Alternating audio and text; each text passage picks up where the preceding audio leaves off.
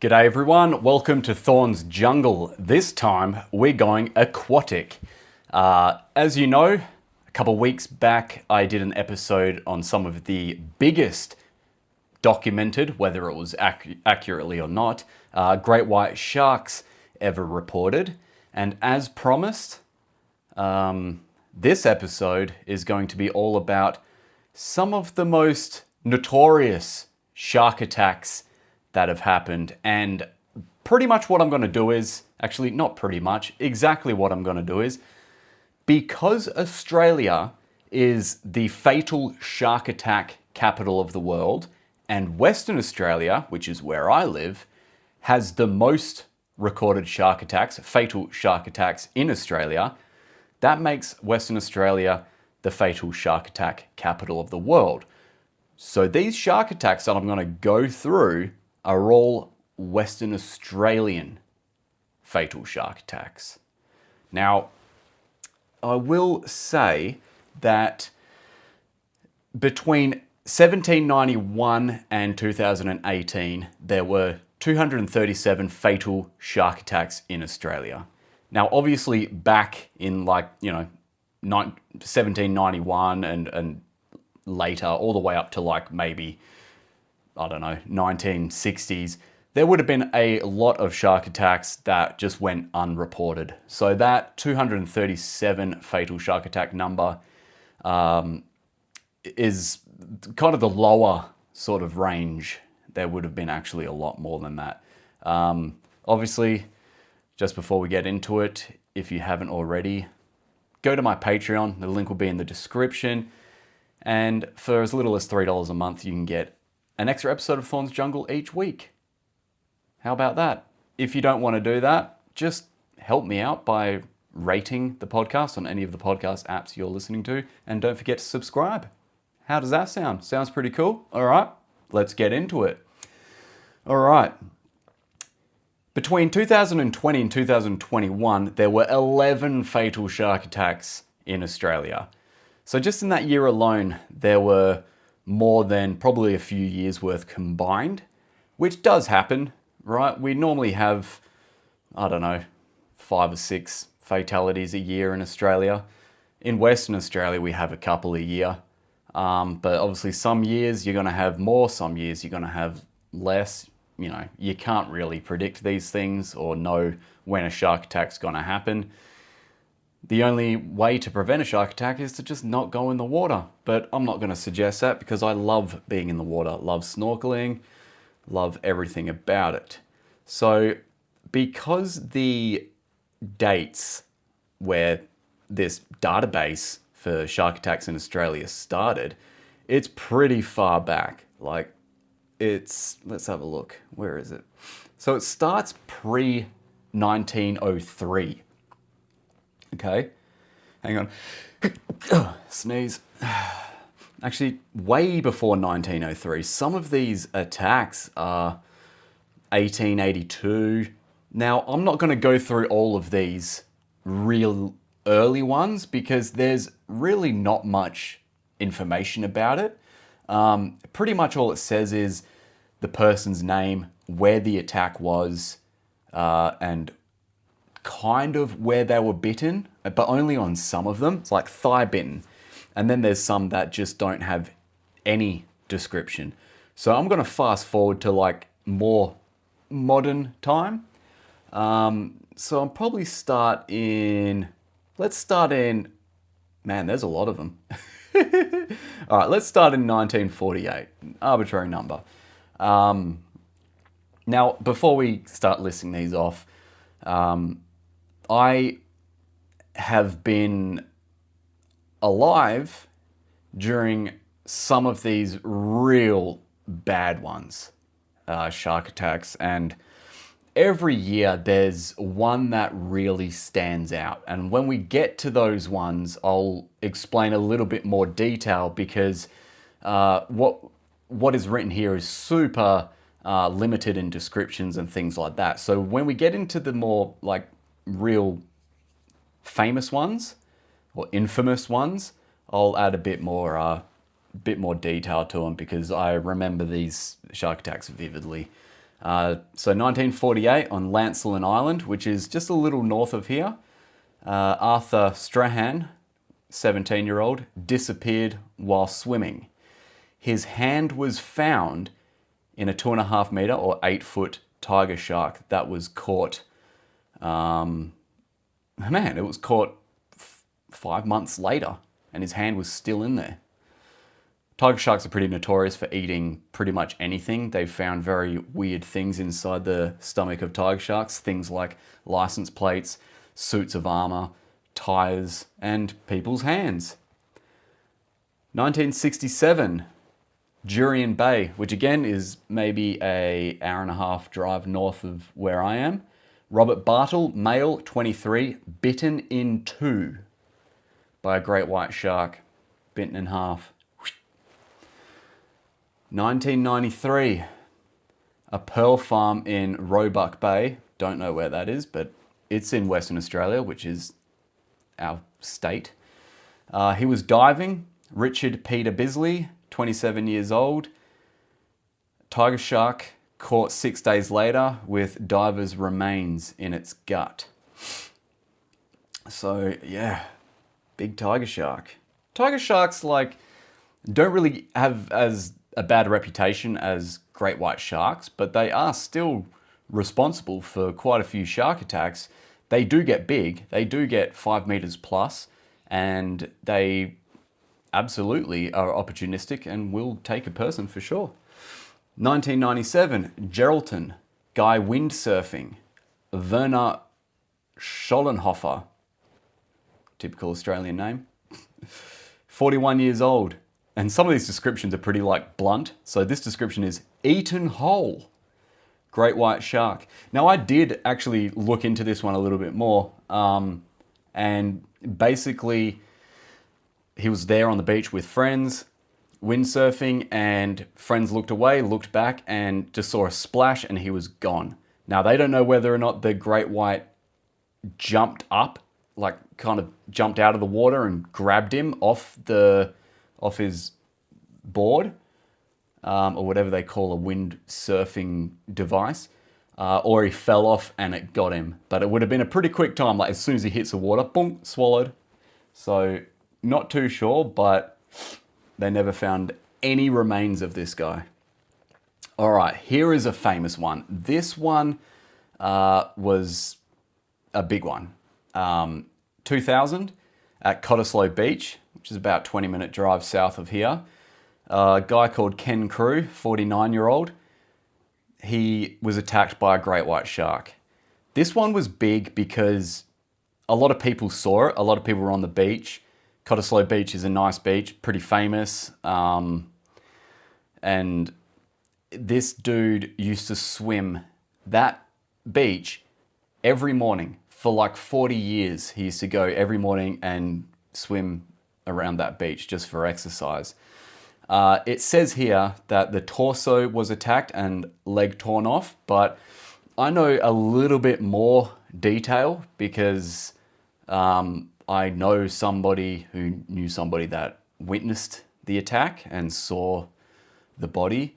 So he was only in waist deep of water, which isn't unusual with a lot of shark attacks. Like they say, a lot of shark attacks happen within 20 feet of the actual shore and in less than sort of waist deep of water.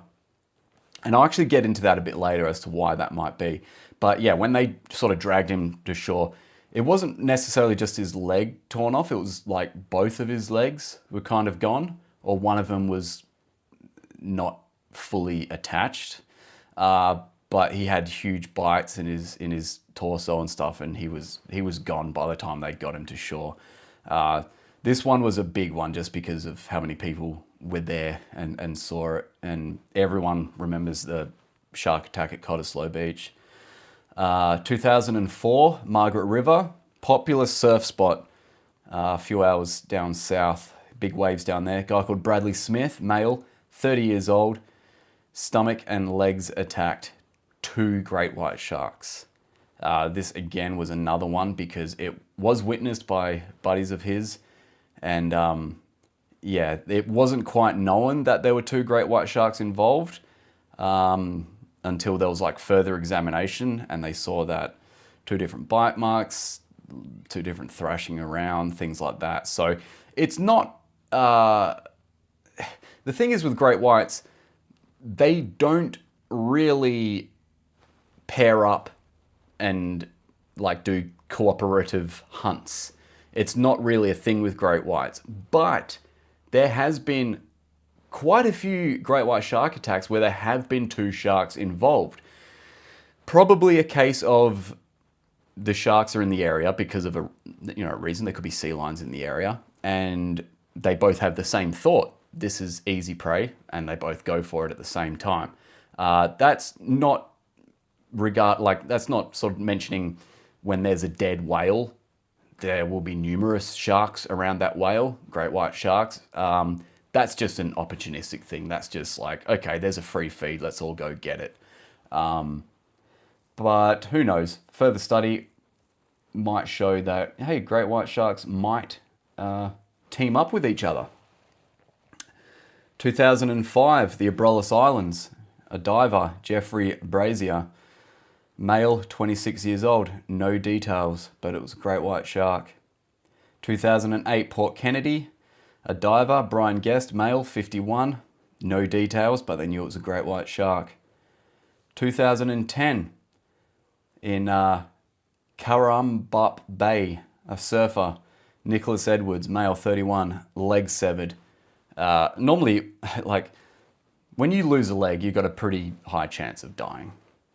You've got the femoral artery that runs through that leg, and when that's severed, you have minutes, if that, to get that artery clamped. Otherwise, you're dead. 2011, Bunker Bay, another surfer, Kyle James Burden, male, 21, eaten in half. Eaten in half by a great white. This is the official description as well. Eaten in half. So I guess he was bitten in half, and one half of him they never found, assumed eaten. I guess that's what that means. Which half of it? I don't know. It's not that descriptive. 2011, Cottesloe Beach, Brian Martin. Another famous one because it was Cottesloe Beach again, the same beach where Ken Crew was killed. And this one was an interesting one because people saw him out there swimming. Again, another older gentleman who was 64. He used to swim out there every day, and he just disappeared. Some people said they saw a big splash, maybe some blood. There were people on a little boat that said they saw a large great white shark in the area. And the description for this attack was eaten whole, because the only thing they found of Brian Martin was his Speedos, his swimming trunks. And there were noticeable teeth marks in those Speedos. So yeah, eaten whole. That would have been a large great white shark as well.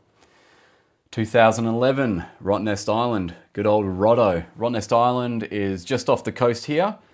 It's about a 20-minute boat trip, famous tourist spot. Kind of similar to Catalina Island if you're in California. And there are known large great white sharks that sort of hang around Rottnest Island, but because there's a lot of reef, normally you're quite protected. He was diving, so he was probably a little bit offshore, 32 years old. No description of his death, but they knew it was a great white. 2012, Stratham Beach, another diver, Peter Kerman, 33, no description, but it was a great white. 2012, off Wedge Island, that's north of here, Ben Linden, male, 24, eaten whole by a great white. 2013, Gracetown, surfing, Chris Boyd, male, 35, leg removed, great white.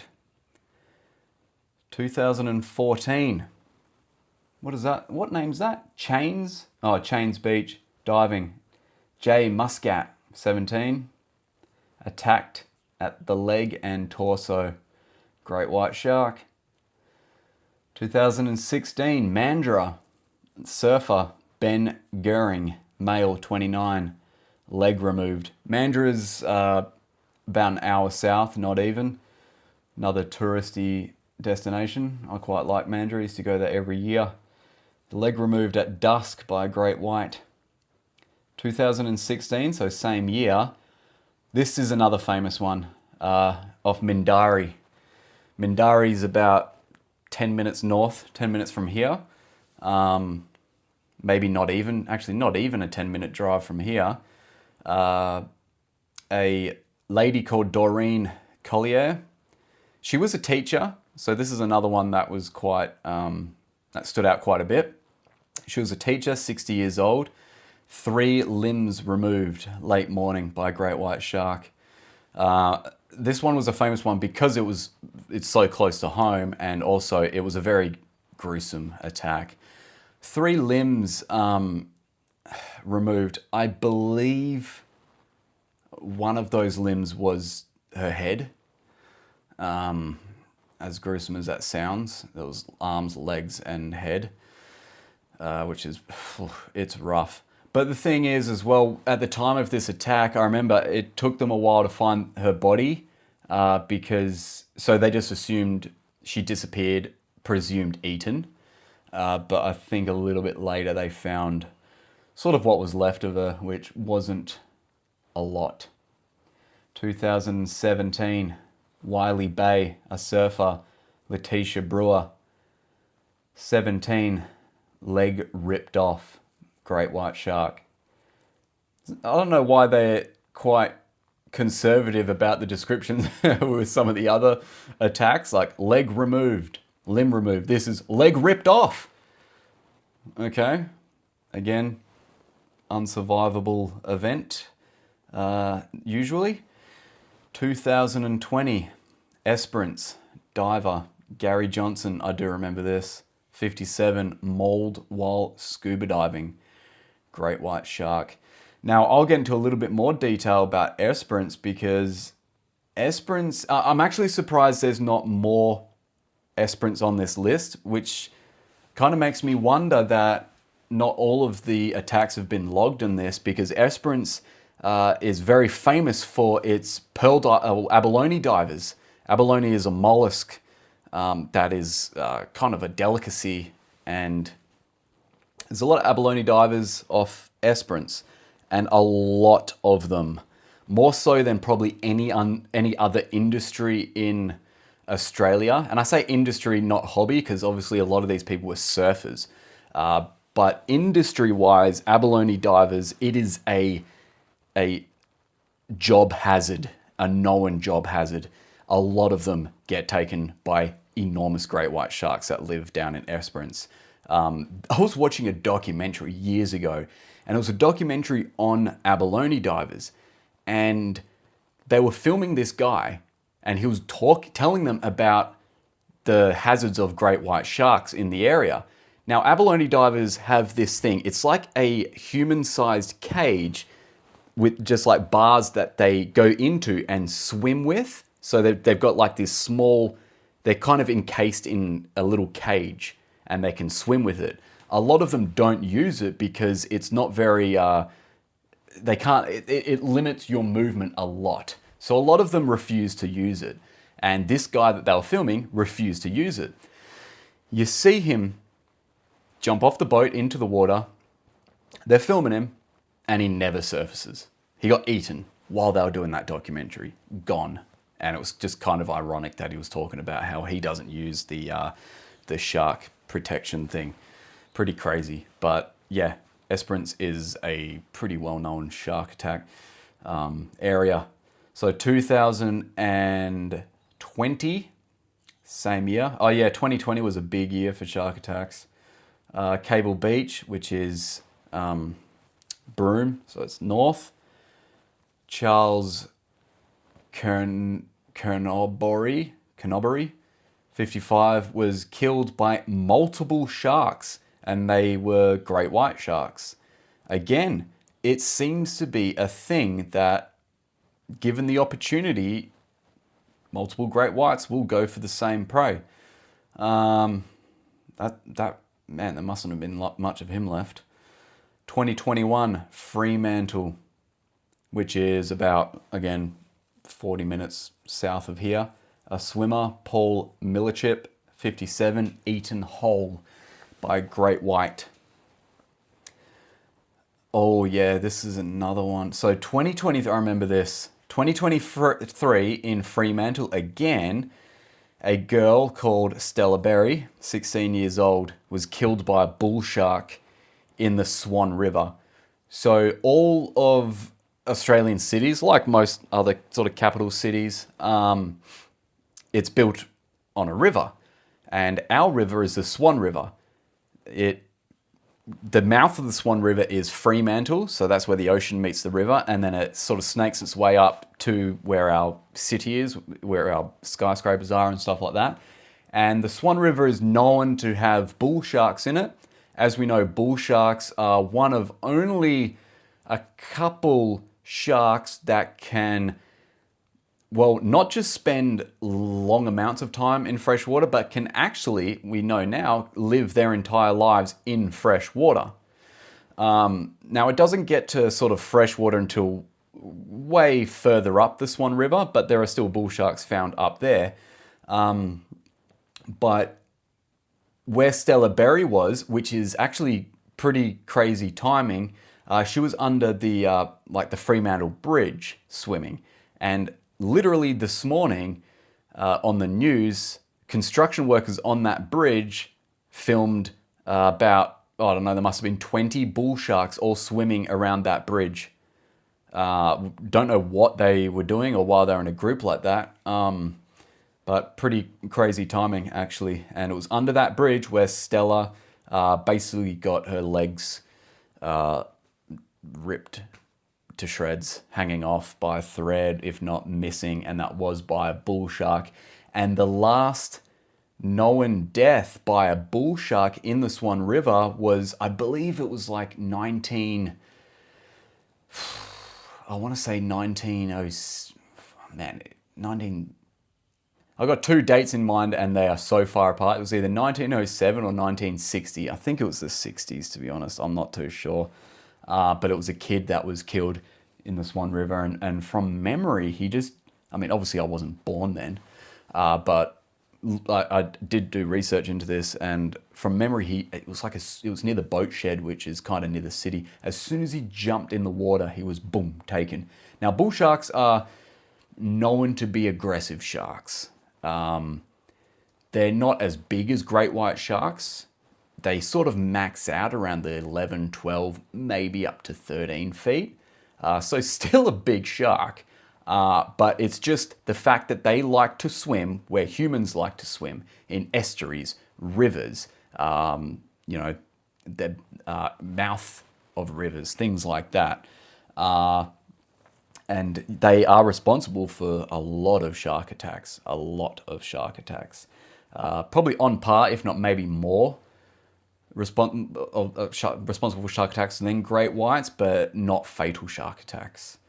But actually, in saying that, I think it was the same year, 2023, that Stella Berry got killed. I think only a few months before that, which would actually make it 2020, a dude was attacked in the Swan River by a bull shark and it messed him up. He was in hospital for like a year or something. It basically took his buttock off. So it took his whole glute off and parts of his leg. It was hit and miss whether or not he was going to survive. Even months later, he was still in critical condition because of infection and things like that. So the latest shark attack, and this one was a bad one, a real bad one, because of some of the things that happened. So in Esperance, again, a surfer, Stephen Payne, male in his 30s, fully consumed. So what happened is, and I do know some of the details with this, he was there with his wife, or I think it was his wife, might have been his fiance, and they were on a surfing holiday in Esperance, and his wife was on land, he was out surfing, and a shark large great white shark attacked him. She saw it. A lot of other people saw it. Basically saw thrashing, blood in the water, and then gone, disappeared. They couldn't find him. They sent search parties out for him, thinking that maybe he was still alive. You know, the police were looking everywhere. They actually got a hold of a drone operator that was flying a drone over the beach that day and managed to capture the attack on the drone camera. And obviously that footage hasn't been released, but the police officers, as soon as they saw the footage, just called the search off. The police officer said there was a lot of blood and other stuff that are too gruesome to talk about. But just the fact that after seeing the footage, it was immediately called off, which means that footage probably showed him basically being eaten whole. And I have seen shark attacks where a shark will bite a person, maybe the leg or arm comes off, and then straight away come back. And so they do sometimes break people up, bite chunks off, and then until it's gone. Or they'll bite somebody sort of in half, lower half's gone, and then take the other half. But whatever that drone footage showed was more than enough for the police to instantly call off the search and say, we will never find him. He's been fully consumed. And they haven't found anything of him. No, nothing was found of Stephen Payne. So it's pretty crazy. So what we have in common with most of these attacks were great white sharks. A couple were bull sharks, a couple were tiger sharks. But great white sharks are the most common fatal shark attack shark in Australia. Hands down, great white sharks. And we get big great white sharks off Australia, enormous ones. 6 meters plus, 5.5 meters plus aren't uncommon around here. So again, like I said in the last episode, most of these shark attacks are, I mean, like I said, if a shark attack is coming up to you to test out whether or not it wants to eat you, they don't have hands to give you a feel. They have a giant mouth with huge thumb-sized teeth.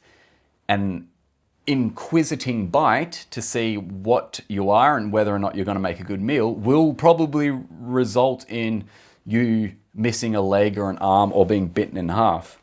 But like I said in the other episode as well, I will say a lot of these shark attacks are a case of mistaken identity. Surfers on boards from underneath look like a turtle or a sea lion, so that could be a reason. And we do know that great white sharks, as well as having a lot of other senses to be able to find you, great sense of smell, the electroreceptive organs called the ampullae lorenzini on their body, on their face, they are quite visual predators too.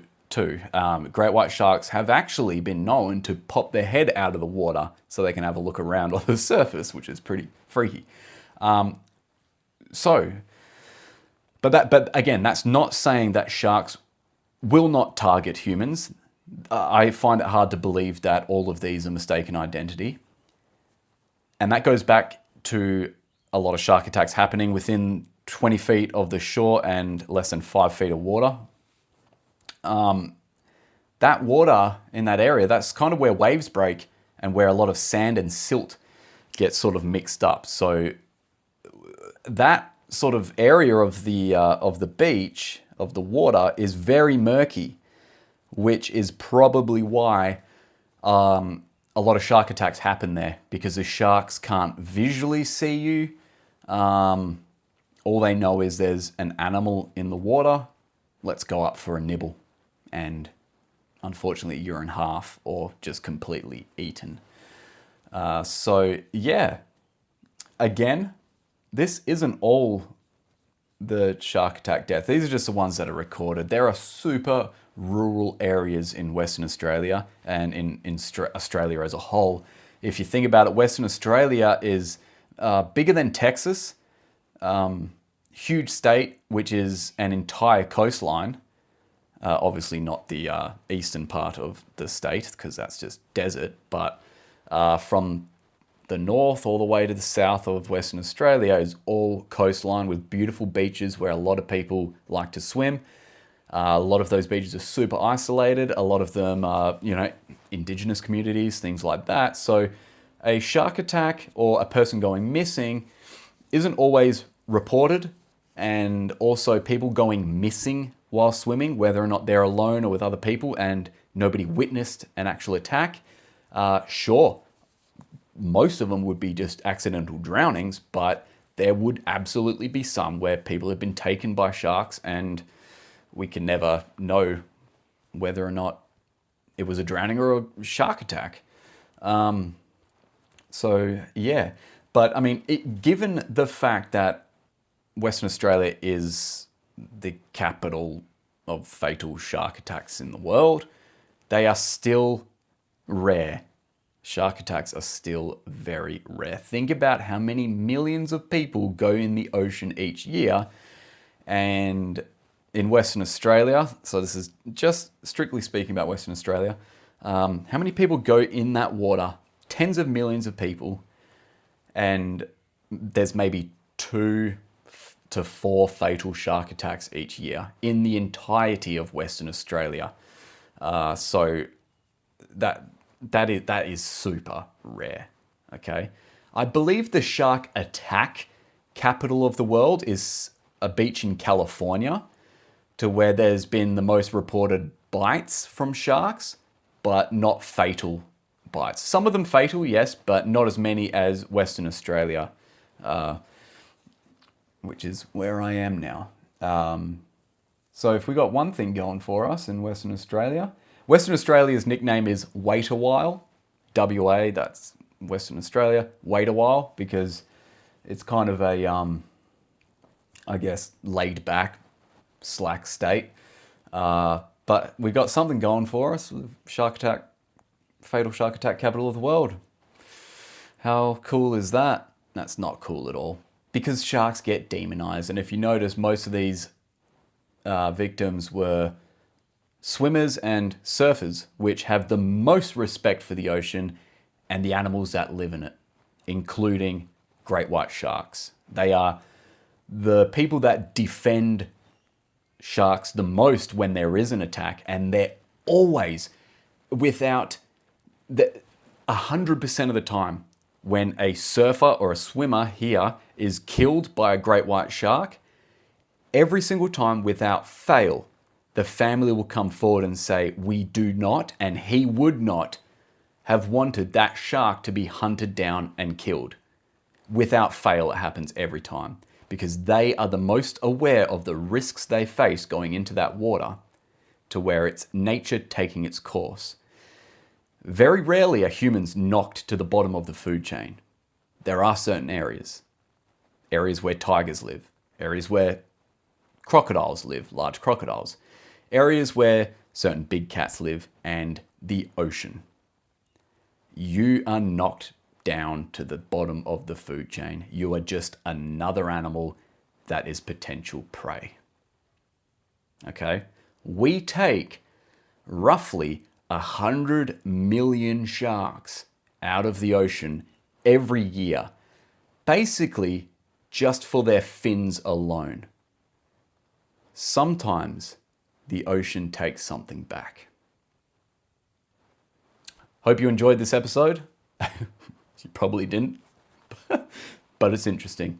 And I'll see you next time on another episode of Thorn's Jungle. Take care, everyone.